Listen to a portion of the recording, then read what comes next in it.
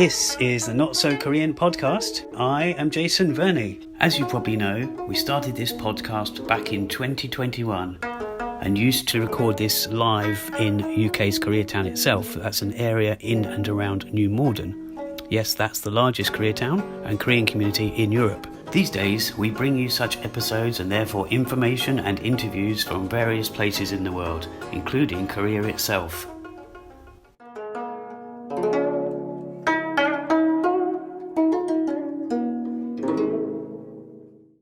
This is the Not So Korean podcast.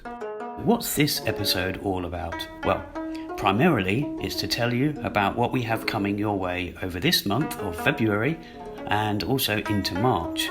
The big news is that we have 2 interviews and I'm really excited to be bringing these your way. One of those will be in the next episode. The other will follow sometime in March.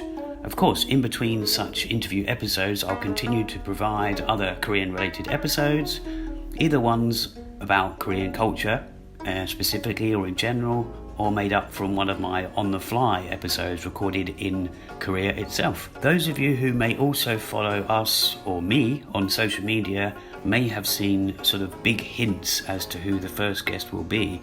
But because this will be unknown to those of you who stay away from those social media platforms, I wanted to announce within this episode itself. Therefore, the big news is that we'll be speaking to someone involved with the recent dog meat ban.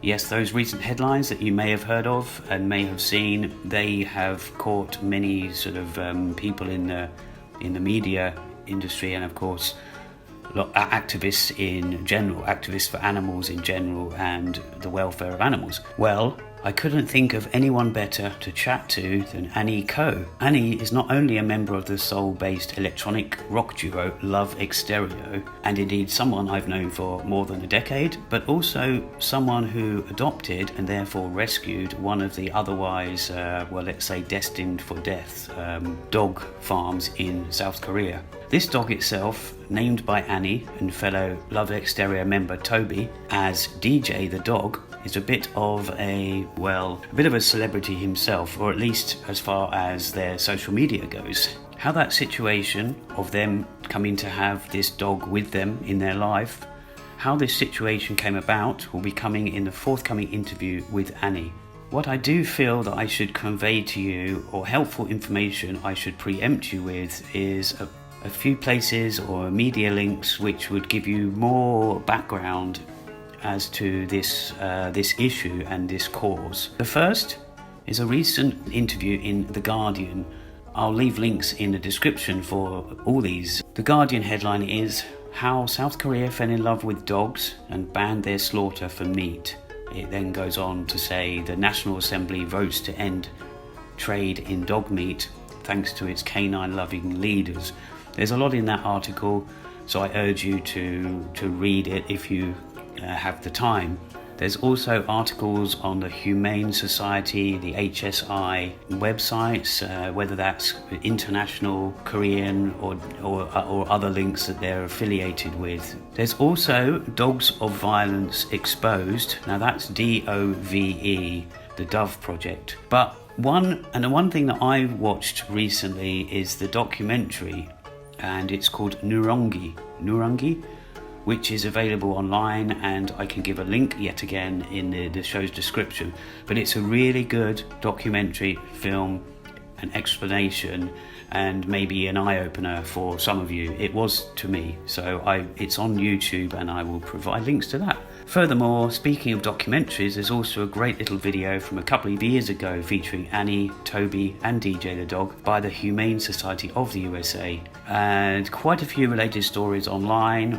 One I found was the worldanimalsvoice.com, and there's plenty of other news out there. And I just hope that by reading or viewing or glancing at any of these videos or articles, it will provide you with more than just a brief overview or insight relating to this recent news. But rather than explain even more about this matter, I'll let Annie do so in that episode. I will also say that despite the subject matter, I really enjoyed the long chat with Miss Ko. That episode will appear about a week from now. So, what else have we in store for you listeners? Well, we have another interview lined up, and it's likely to hit your ears and maybe eyes in March. It's a very different kind of interview, and one in which you'll hear me talking to an owner of an art space in Busan, South Korea. But that person is not another Annie, but an Ana. That's Ana Bondarenko. Ana knows Korea pretty well and has not only lived there for a couple of decades,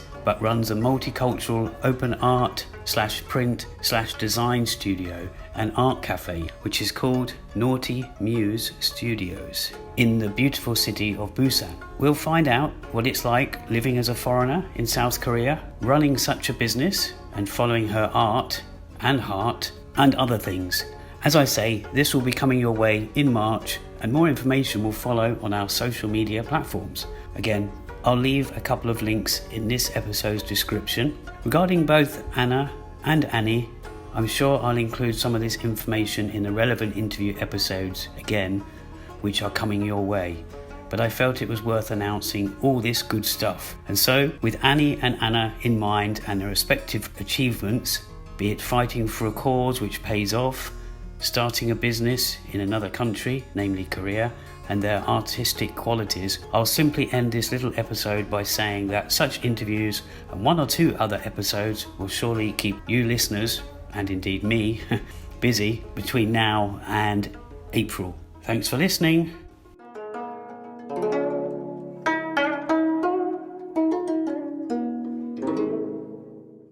Well, we hope you enjoyed that episode. So that's all from us. 안녕히 계세요.